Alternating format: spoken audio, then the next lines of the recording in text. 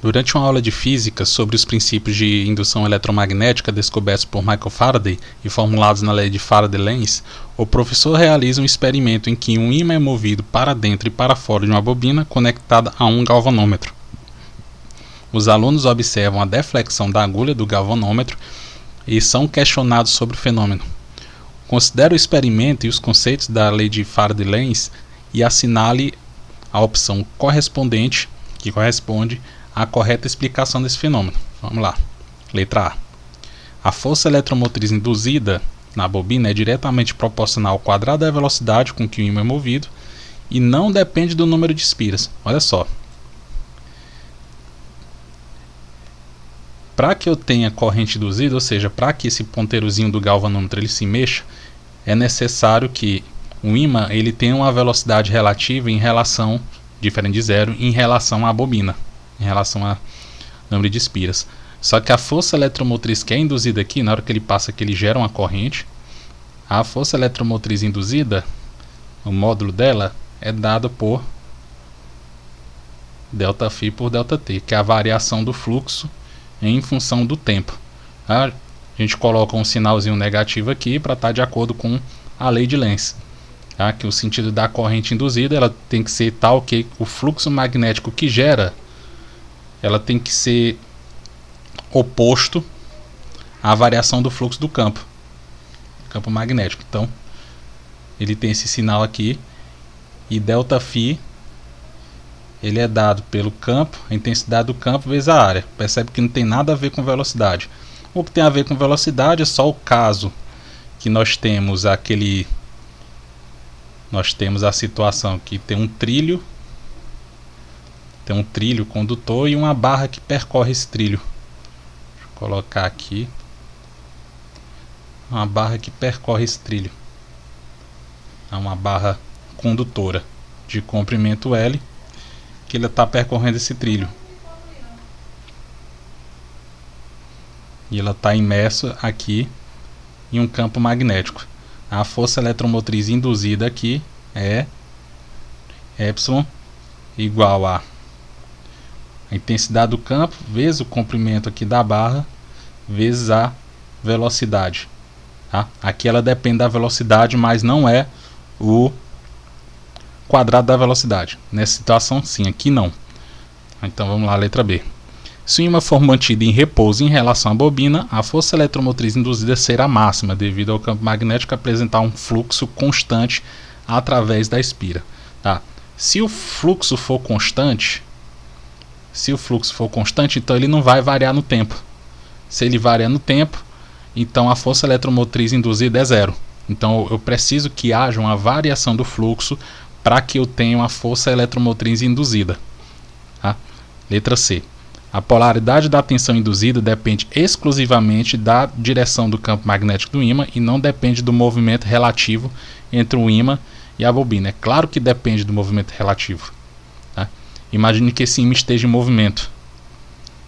Se a bobina tiver com um movimento aqui nessa direção e sentido com a mesma velocidade, a mesma velocidade do ímã, a velocidade relativa de ambos é igual a zero.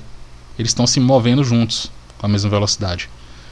Então eles têm que ter uma velocidade relativa diferente de zero para que haja uma diferença de potencial aqui e aconteça uma leitura aqui no galvanômetro.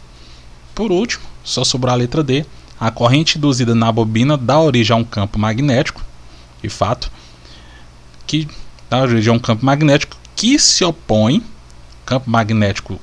o campo magnético aqui gerado na bobina, ele se opõe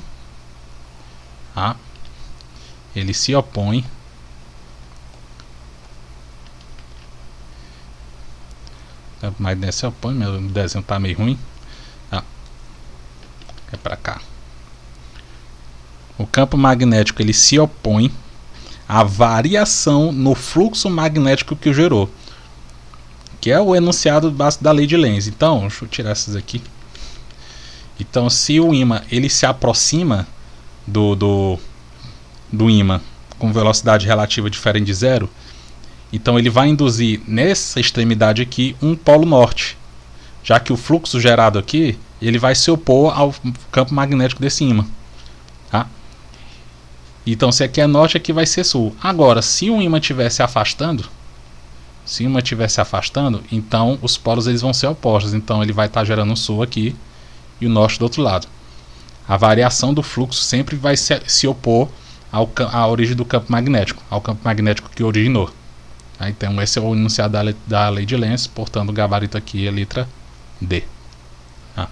Eu coloquei aqui o simulador do FET para a gente mostrar aqui como é que funciona a lei de indução eletromagnética.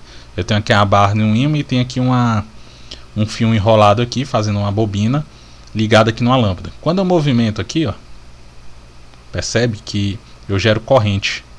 Eu gero corrente e a corrente faz com que a lâmpada acenda. Gera uma diferença de potencial e a lâmpada acenda. Percebe que se eu colocar aqui um ímã parado no centro da bobina, dependendo dele estar parado aqui no centro ou que ele está parado aqui na extremidade, o fluxo magnético, a variação do fluxo vai ser zero. Eu tenho fluxo, percebe que aqui essas agulhazinhas de bússola eles estão apontando na direção do fluxo, só que o fluxo não está variando aqui no centro. O que gera a força eletromotriz induzida é simplesmente o movimento relativo das espiras em relação da bobina em relação ao ímã ou do ímã em relação à espira. Ó, eu vou movimentar aqui a bobina. Ó, eu consigo ter aqui uma diferença de potencial, consigo gerar uma corrente induzida, tá? Consigo gerar ainda corrente induzida. Mas se ambos estiverem parados um em relação ao outro, isso não vai acontecer. Eu não vou ter corrente induzida, tá? E eu consigo variar a força eletromotriz induzida variando aqui a quantidade de espiras, ó. Quantidade de espiras. Eu vou aproximando aqui, ó. Ele gera aqui, acendendo. Agora eu vou aumentar a quantidade de espiras. Aí, ó. A corrente já foi mais intensa, que a luz ela está mais intensa aí. Então percebe que aqui está de acordo com a lei de Lenz. Percebe que quando eu vou fazer aqui quando eu vou aproximando, o fluxo da corrente, o fluxo do campo magnético ele está variando aqui dentro, tá? Então uma simulação aqui para demonstrar um pouco do conteúdo abordado na questão da UES.